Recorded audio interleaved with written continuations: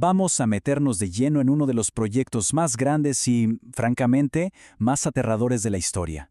Una creación que nació de la ciencia pura, sí, pero que fue impulsada por el miedo geopolítico y construida con una fuerza industrial nunca antes vista.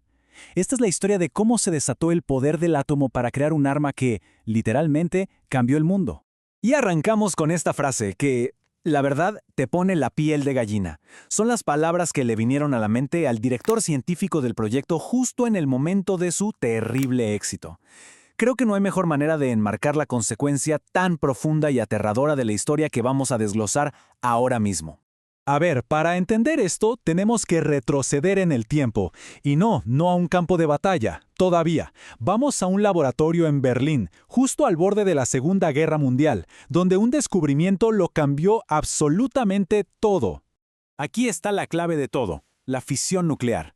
En diciembre de 1938, dos químicos alemanes, Otto Hahn y Fritz Strassmann, lo lograron por primera vez. Y es importante entender esto. Su objetivo no era crear un arma. Para nada. Ellos solo querían entender cómo funcionaba el universo a un nivel fundamental.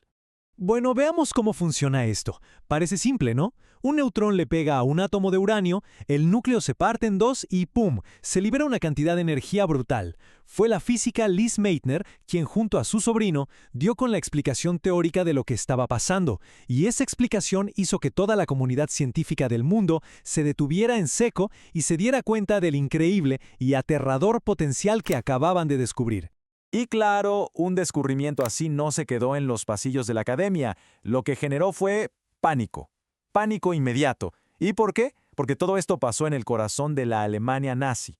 Aquí es donde la cosa se pone seria. La comunidad científica, sobre todo la gente que había escapado de Hitler, lo vio al instante. La misma energía que podría dar luz a una ciudad podría ser usada para crear una bomba con un poder destructivo que nadie podía ni imaginar. De la noche a la mañana, la física teórica se convirtió en la pieza más importante del ajedrez geopolítico mundial.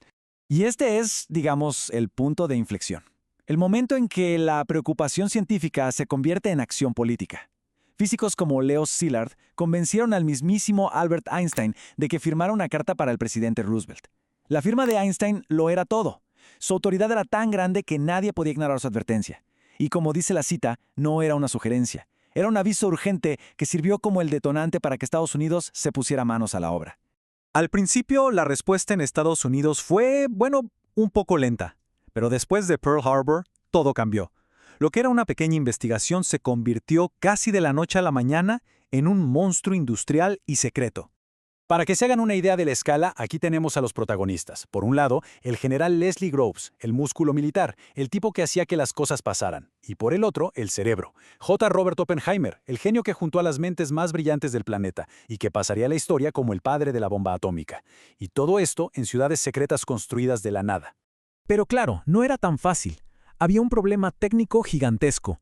Verán, el uranio que se encuentra en la naturaleza está compuesto casi en su totalidad por U-238, pero el que se necesita para la reacción en cadena de la bomba es el U-235, que es súper raro. El reto era separar estos dos. Imaginen que tienen que buscar una aguja en un pajar, pero la aguja y la paja son casi idénticas. Bueno, algo así de difícil. Un desafío de ingeniería a una escala nunca antes vista. La escala del proyecto era simplemente asombrosa. Para resolver el problema del enriquecimiento de uranio, no construyeron una fábrica. Construyeron una ciudad entera en secreto, Oak Ridge. Sus plantas eran tan enormes que llegaron a consumir tanta electricidad como una de las ciudades más grandes de Estados Unidos, y casi nadie sabía para qué era. Y mientras toda esa maquinaria industrial se echaba a andar, en Chicago, el equipo del físico Enrico Fermi consiguió algo clave. Lograron la primera reacción nuclear en cadena autosostenida del mundo. O sea, fue la prueba definitiva, la confirmación científica de que sí, la bomba no era solo una idea loca en un pizarrón, era posible. Y así llegamos al momento de la verdad, el clímax de todo este esfuerzo. Años de trabajo, de secretos, de cálculos, todo se iba a decidir en un instante, en medio del desierto de Nuevo México. La hora había llegado. Miren esta línea de tiempo, es que es de locos. Piensen en la velocidad. En solo 7 años, la humanidad pasó de un descubrimiento científico puro en un laboratorio de Berlín a desatar el poder del átomo en un arma que alteraría el mundo para siempre. 7 años. En ese lugar desolado, El equipo de los Álamos se preparó para la primera explosión nuclear de la historia. Ya tenían 2 diseños de bomba, Little Boy, que usaba uranio, y Fat Man, de plutonio. La prueba, que llamaron Trinity, iba a usar un dispositivo de plutonio. Al ver esa luz cegadora y la aterradora nube en forma de hongo, Oppenheimer recordó ese verso del texto hindú Bhagavad Gita. Ya no era una teoría. Él y su equipo acababan de desatar una fuerza de destrucción que hasta ese momento era inimaginable. El resultado del proyecto Manhattan siempre tendrá esta doble cara. Por un lado, es imposible no verlo como un éxito técnico brutal, un logro sin precedentes de la ciencia y la ingeniería. Pero por el otro, representó una crisis ética profundísima, una carga que muchos de sus creadores, sobre todo Oppenheimer, llevarían consigo para siempre.